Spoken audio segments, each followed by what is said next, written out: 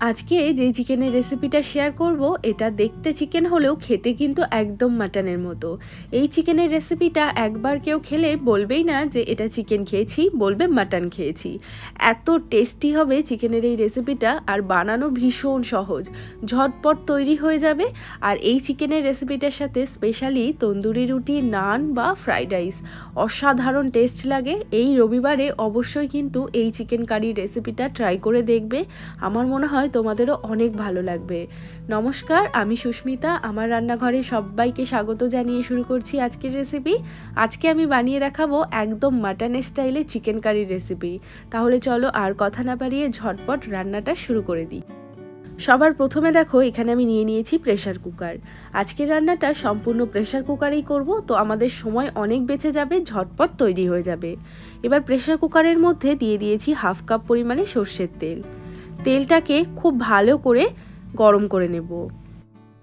তেলটা খুব ভালো করে গরম হয়ে গেছে। এখন এর মধ্যে দিয়ে দেব গোটা গরম মশলা, যেমন নিয়েছি 3-4টে মতো এলাচ, একটা দারচিনির টুকরো, আর নিয়েছি 2টো তেজপাতা। ফোড়নটা দেওয়ার পরে আমাদের 30 সেকেন্ড মতো ফোড়নটাকে একটু ভেজে নেব। ফোড়নটা খুব ভালো করে ভেজে নিয়েছি। এখন দিয়ে দেব পেঁয়াজ কুচি। এখানে আমি 5টা বেশ বড় সাইজের পেঁয়াজ নিয়েছি। আর পেঁয়াজটা দেওয়ার পরে পেঁয়াজটাকে আমাদের খুব ভালো করে ভাজতে হবে। তবে এই সময় কিন্তু একটু তাড়াহুড়ো করা যাবে না, পেঁয়াজটাকে একটু সময় নিয়ে একদম নরম করে ভেজে নেব।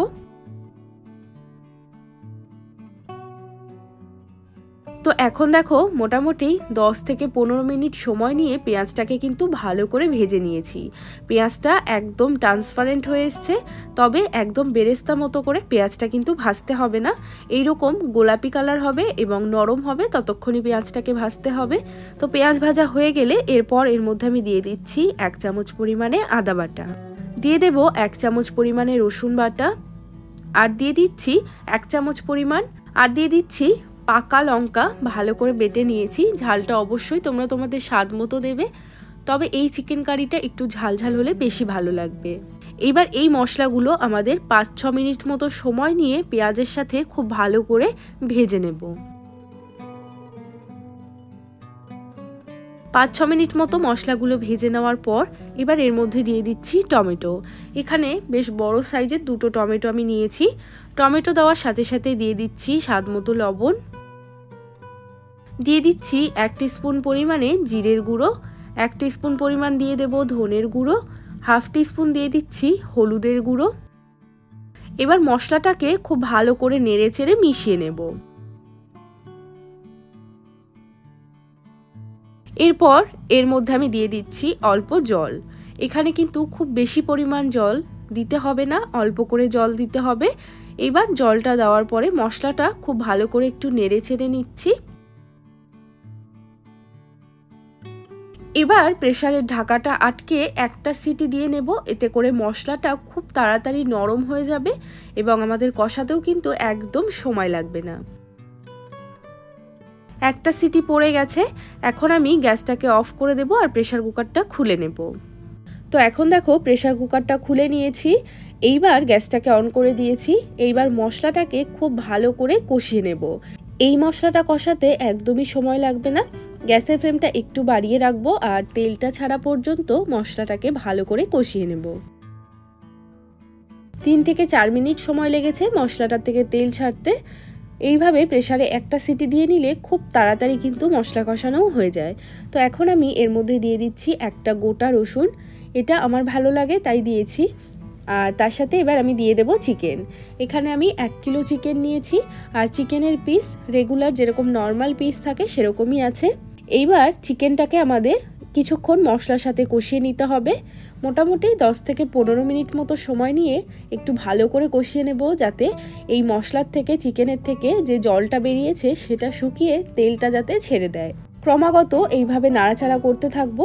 আর যেহেতু প্রেসার কুকারে রান্না হচ্ছে একটু নাড়াচাড়া করতে অসুবিধে হবে, তবুও কিন্তু এটাকে নাড়াচাড়া করতে হবে যাতে মশলাটা কোনো রকমভাবে তলায় লেগে না যায়। তো দেখো মশলাটা একদম সম্পূর্ণ ভালোভাবে কষে গেছে আর তেলটা কিন্তু একদম আলাদা হয়ে গেছে। আমি প্রত্যেকটা রান্নাতেই বলে থাকি যে মশলা ততক্ষণ পর্যন্ত কষাতে হবে যতক্ষণ না তেলটা আলাদা হচ্ছে, তাহলেই কিন্তু যে কোনো গ্রেভির স্বাদ একদম দুর্দান্ত আসবে। তো এইভাবে দেখো পুরো জলটা শুকিয়ে তেলটা চিকেনের থেকে ছেড়ে দিয়েছে। এখন আমরা এর মধ্যে অ্যাড করব জল। যেহেতু প্রেসার কুকারে রান্না হচ্ছে তাই জন্য এখানে খুব বেশি পরিমাণ জলের ব্যবহার করতে হবে না। তো এখন আমি এর মধ্যে মোটামুটি হাফ কাপ মতো জল দিয়ে দিচ্ছি। এবার দিয়ে দিচ্ছি স্বাদ মতো লবণ। আমি আগেও লবণ দিয়েছি, এখন আমি চেক করে তারপর লবণ দিয়ে দিলাম। দিয়ে দিচ্ছি হাফ চামচ মতো গরম মশলার গুঁড়ো। খুব ভালো করে একবার নেড়ে চেড়ে নেব। এবার আবারও প্রেসারের ঢাকনাটা আটকে একটা সিটি কিন্তু দিয়ে নিতে হবে। অতিরিক্ত সিটি দিলে চিকেন একদম গলে যাবে, যেহেতু চিকেনটা ভালোভাবে কষানো হয়ে গেছে। একটা সিটি দিলেই কিন্তু যথেষ্ট। প্রেসার কুকারে একটা সিটি পড়ে যাওয়ার পর গ্যাসটাকে অফ করে দিতে হবে।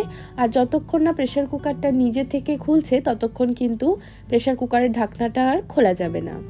তো এখন দেখো প্রেসার কুকারটা হালকা ঠান্ডা হয়ে গেছে আর এবার আমি ঢাকনাটা খুলে নিচ্ছি। ঢাকনাটা কিন্তু যখন নিজে থেকেই খুলে যাবে তখনই এটা খুলতে হবে।